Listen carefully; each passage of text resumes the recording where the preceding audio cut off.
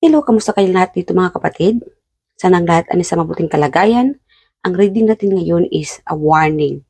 Mag-ingat sa taong ito. Alamin natin kung bakit kayo mag-ingat and malaman natin yung mga description niya. Okay, it could be relatives or friends. So, as you can see, we have pile 1 and pile 2. So, bago po kayo pumili dito, pause niyo muna yung video and then think about this reading. Kanino kayo mag-ingat? Sino siya? And then, when you open your eyes, you will be drawn to any of this pile. Kung saan kayo na-drawn, then that will be your pile. Okay? So, pile number 1, 9 of cups. Pile number 2, 2 of cups. So, kahit na male ang nanonood dito, it's okay. It's just the pile na kung saan kayo na-drawn. Alright? So, nakapili na kayo. Okay, pile number 1. Let's move on na tayo. Let's go to our pile number 1. So, first things first, alamin natin yung energy ng tao. Okay, na dapat kayo mag-ingat. Ano ang ganap niya? Or sino ito?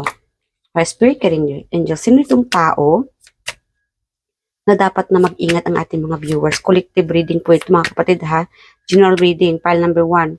Hindi po ito private reading. Kunin nyo lang po kung saan kinakaresinate. Kung hindi naman, huwag lang tayo magalit. Alright, pile number 1, spirit guardian angels. Sino itong tao na dapat mag-ingat ang ating mga viewers? Dapat aware sila. Ano ang pangyayari ng tao ito ngayon? Sino ito? Okay, the emperor. It could be a spouse, asawa na lalaki, or ang taong, or it could be a boss. Yeah. I'm getting like, itong taong ito may pagkamayapang. Yeah. Authority, leadership. Siguro, yung taong mahilig maghari-harian. Yeah. This could be the person na, yung boss mo, amo. Okay. And you guys should be aware with this person. Mag-ingat kayo sa taong ito. Boss, amo, asawa na lalaki, or a person na siya nagkukontrol ng buhay mo. Okay? Meron ditong may anak na to, may pamilya na, or sadyang may pagkamayabang lang din ito. Alright? I'm also getting like, ma-impluwensya, may pera, or mas angat pa sa'yo. Okay.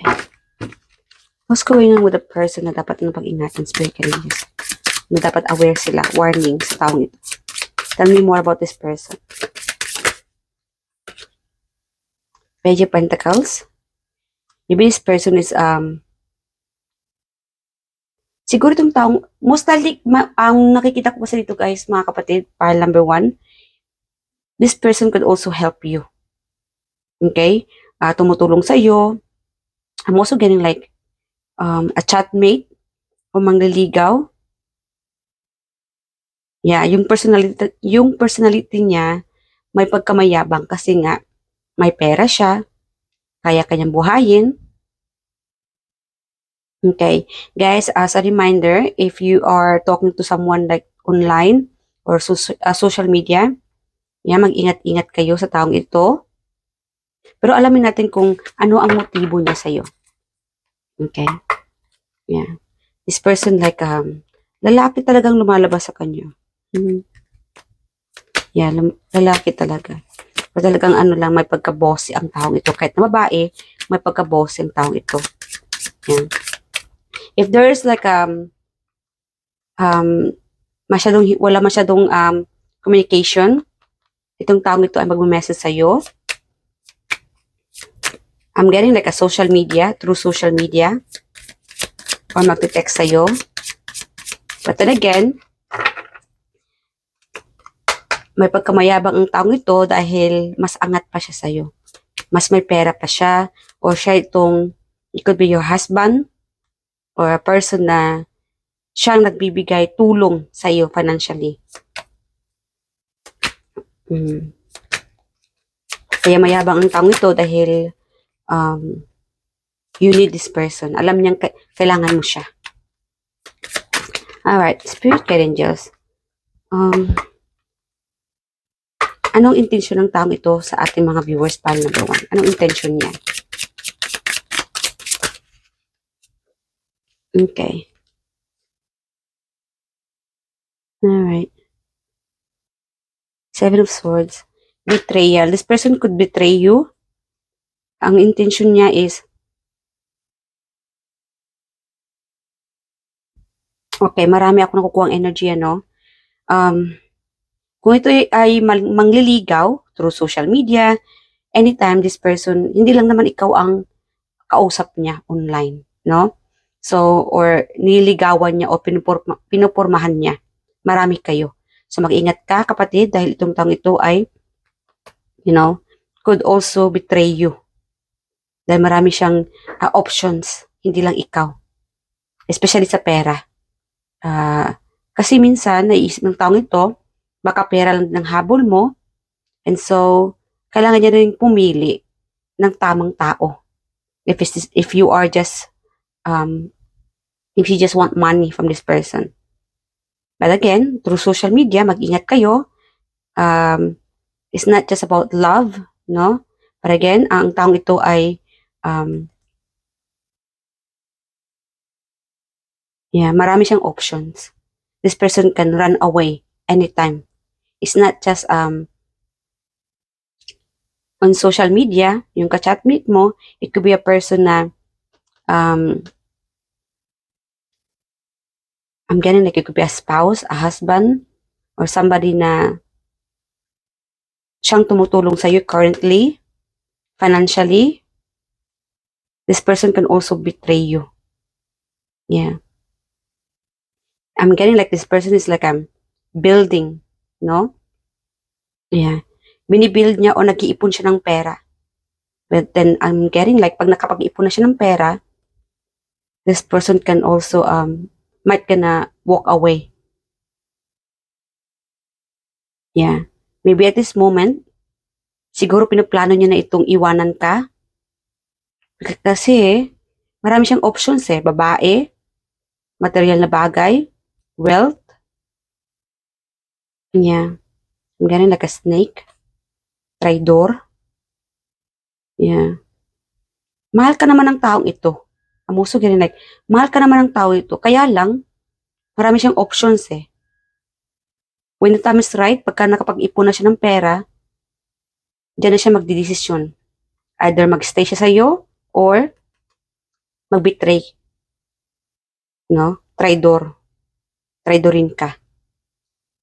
So, mag-ingat sa taong ito. It could be your boss, a husband, or somebody na distance, kausap, through social media, chatmate, textmate. Yeah, mag-ingat sa taong ito. And you should be aware. Ang iba sa inyo dito, aware ka naman na hindi lang ikaw ang kinakausap ng taong ito. Yeah. Alright, Spirit Guide Angels, let us know more about this person. Sino itong taong ito na mag-ingat sila?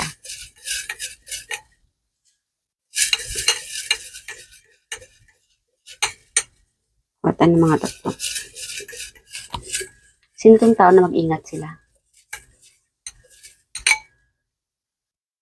We have here, katrabaho na babae. Mag-ingat ka sa katrabaho na babae. Stranger. Yes, at this moment, stranger pa siya. Siguro nga ka-chatmate mo, 'di ba?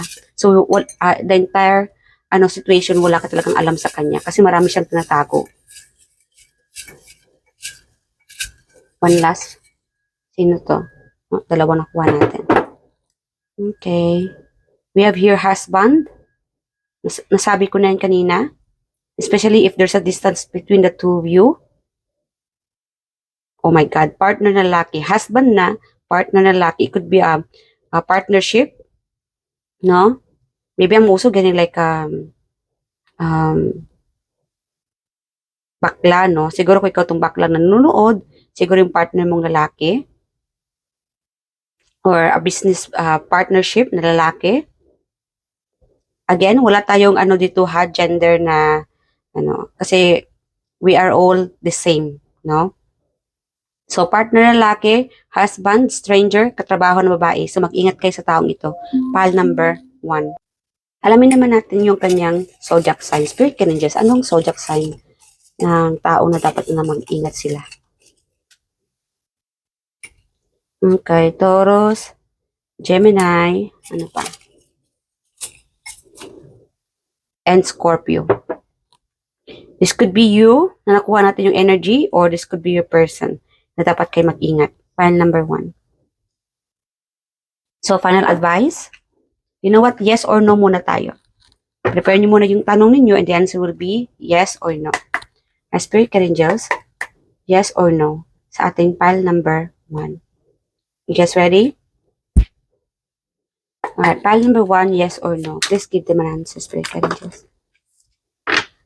Alright, the answer is yes. Number 19, the sun, new beginning, positivity, freedom, fun, success, optimism, vitality, joy, confidence, self-expression, good luck, enthusiasm, happiness, truth, openness, pregnancy. Okay, we have here, yes. Maybe you are so happy about this person, but then again, you guys should be mag-ingat kayo dito sa taong ito. Even na this person give you happiness, no? Yeah, so you have to be aware with this person. So, final message from your angel guides. What is your final message for my viewers here? Pile number 1, please.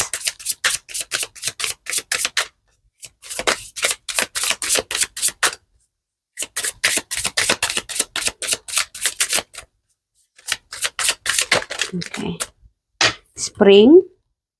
Your desires fully manifest as flower begins to bloom. So, yeah. Slowly, yung iba sa inyo, sa next upcoming spring, I think spring start like from April, yeah, March, April, May. Okay, so, yeah, when the spring starts, yung mga manifestation ninyo ay mararamdaman nyo na nagkakatotoo, no? So, this is collective reading and timeless reading, mga kapatid. So, if it happen na napanood nyo ito, in the future, maybe you meant to watch this reading. Okay? So, hanggang dito na lang mga kapatid. I love you guys at mag-ingat po kayo. Again, mag-ingat kayo sa katrabaho na babae, stranger, husband, partner na lalaki. Strangers, you might not talk, you might be talking to this person, but then again, wala ka pa talagang alam sa buong sitwasyon ng buhay niya. Alright? Or partner na lalaki, business partner na lalaki, or somehow partner na lalaki, kaibigan, whatever it is, partner in crime, ikaw lang nakakaalam. Hanggang dito na mga kapatid. I love you guys and I hope to see you guys in my next reading, pile number 1. Bye! Hello, pile number 2. Kamusta kayo dito mga kapatid? So, who does pile number 2? 2 of Cups. Wow. 2 and 2. It's like partnership. Friendship. Okay. Alright, kamusta kayong lahat dito? Pile number 2, sana kayo ay nasa mabuting kalagayan. Again, this is general reading, collective reading, and timeless reading. So, if happy na makita niyo yung reading na ito, in the future, meaning, kailangan mo itong mapanood. Importante ito para sa'yo. So, alamin natin yung person mo.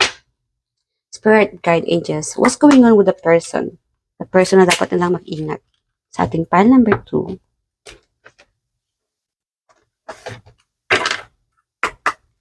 Okay, pile number 2, Spirit Angels. Let us know about a person na dapat silang mag-ingat.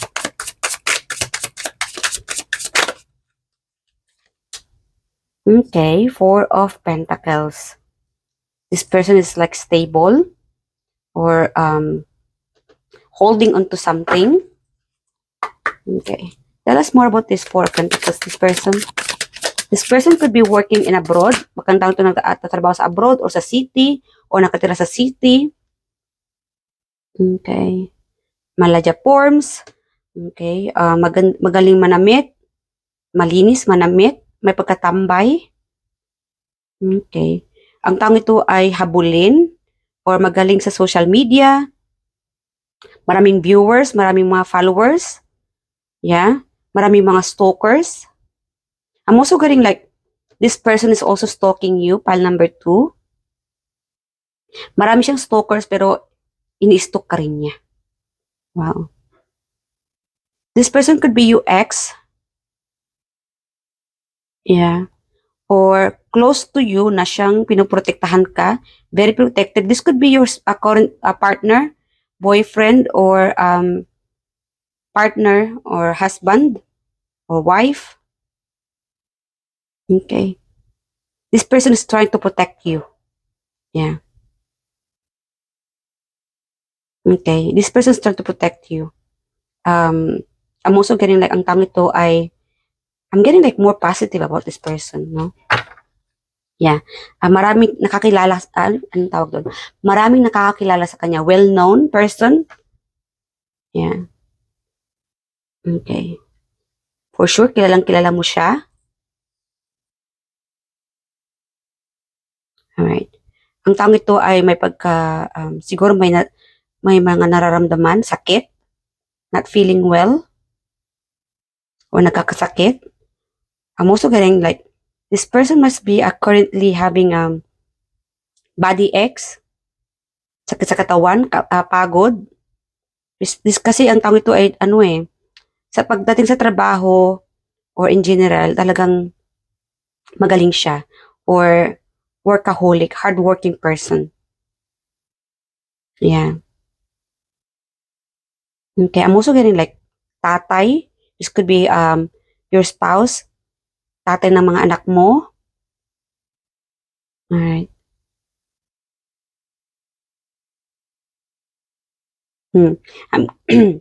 Sorry guys, meron akong, even if you are in a relationship with this person, yung iba sa inyo, meron itong mahilig manood ng sexy na babae or sexy, something nude, you know, yung mga, you know what I mean, yung mga sexy videos, or sex videos. Okay. Alright. Alamin natin kung, bakit ka ba mag-ingat sa taong ito. I'm also getting like, kaya ka mag-ingat sa taong ito because may pagkamanyakis naman ito. May, siya, this person stalking you, imaginating you na you are naked, na nakakabutubad, imaginating you na you guys are being together.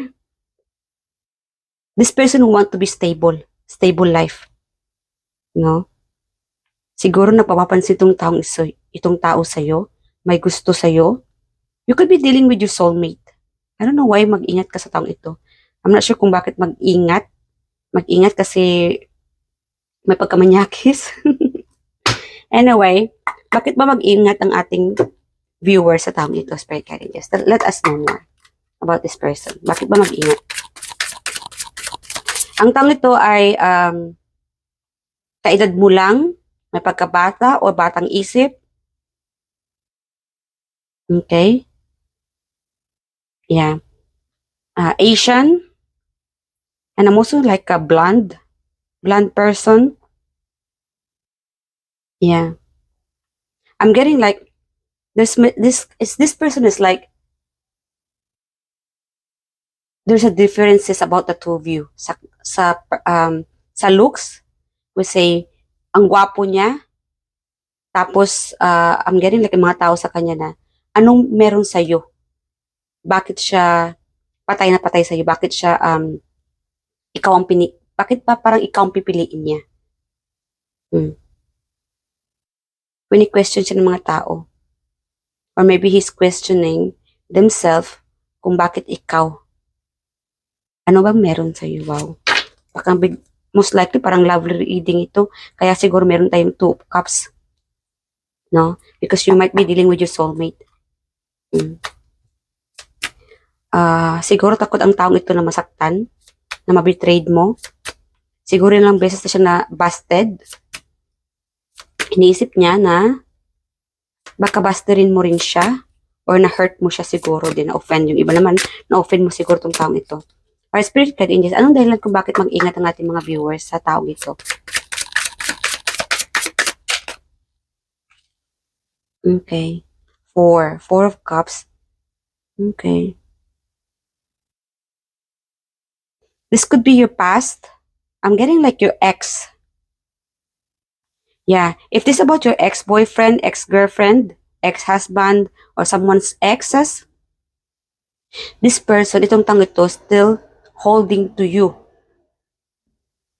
Ikaw pa rin ang nasa isip niya. Hindi pa siya nakapag-let go. Okay?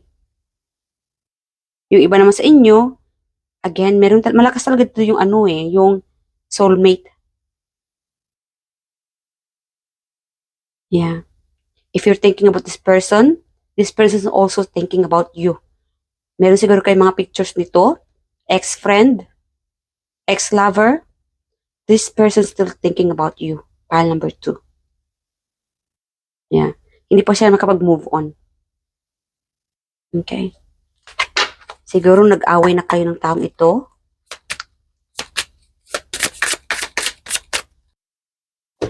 Alright, so alamin natin kung ano pang intensyon ng taong ito. Bakit siya magpapalik? My spirit ranges. Anong intensyon niya sa ating mga viewers? Pile number 2. Ano ang intensyon ng taong ito sa ating mga viewers? Pile number 2. So, warning para sa ating pile number 2. Hold on. This is like a magre-revenge. Okay? Yeah. Ang taong ito, nasaktan mo na siya Siguro itong nananakit sa kanya. Magre-revenge siya, magbabalik. Yeah. Minahal ka ng taong ito. You two are the same naman. Minahal nyo naman ang isa't isa. Siguro this person wants to know why. Gusto niya, ang dami niyang gustong malaman. Bakit mo siya iniwan? Bakit mo siya sinaktan? Bakit mo siya binitray? Okay?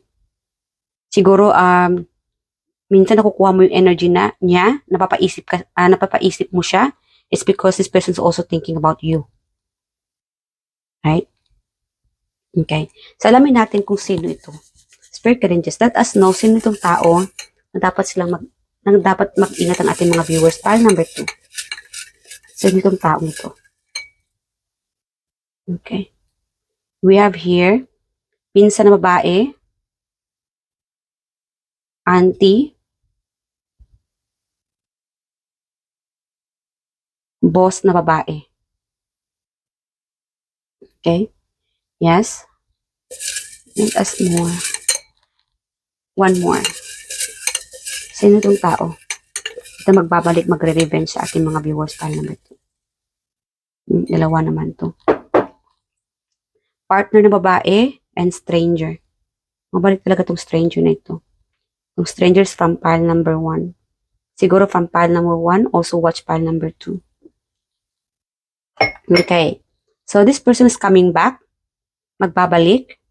Meron kasi dito hindi na nag-uusap. Yeah. Itong tao ito siguro nagtatrabaho sa abroad or sa city. Yeah. This person want to confront you. Gusto niyang kausapin ka.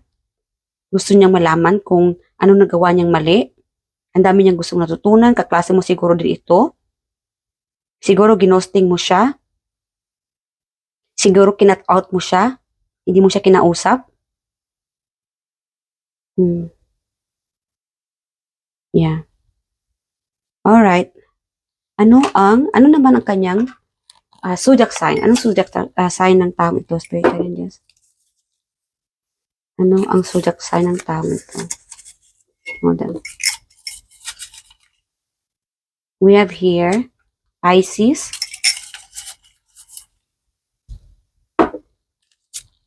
Leo, and Taurus. Okay. Itong taong ito ay magbabalik at mag-ingat kayo. Huwag kayo magpapadala sa sweetness overload ng taong ito pag magbabalik siya. Dalang taong ito, ang intention lang naman niya ay mag-revenge, kumprontahin ka. Siguro gusto niya ng clarity. If you want this clarity, then go ahead. You can face this person. Just do not give all. Huwag niyo ibigay ang lahat ng pagtitiwala mo sa taong ito. Okay? So, ano pa? Yes or no na tayo? Okay. Yes or no na tayo mga kapatid? Ready na kayo? So magtanong na kayo ng itatanong ninyo kay universe. Close your eyes. And then the answer will be yes or no. Pause nyo yung video ha. Okay, you guys ready? High Spirit Guardian Angels. Yes or no sa ating pile number 2. Di ba yan? Yes agad eh. Standing your ground. So guys, again, wag basta-basta magtitiwala sa taong ito. Yeah, this person might gonna lead to gulo, away, a conversation na mauwi sa gulo or sa away. Okay? So, ano dapat kayo, magpakatatag kayo. Huwag kayong matakot sa taong ito. Standing up for beliefs, fighting your corner, protective, defensive, determined, challenging, opposing stamina, holding your own, taking high road, maintaining control, territorial. So, kontrolin nyo ang emosyon ninyo and protect yourself with this person. Yeah. Kaya sinasabi natin dito, mag-ingat sa taong ito. Pile number 2. So, final message from your spirit guides, angel guides. Final message for our pile number 2, please.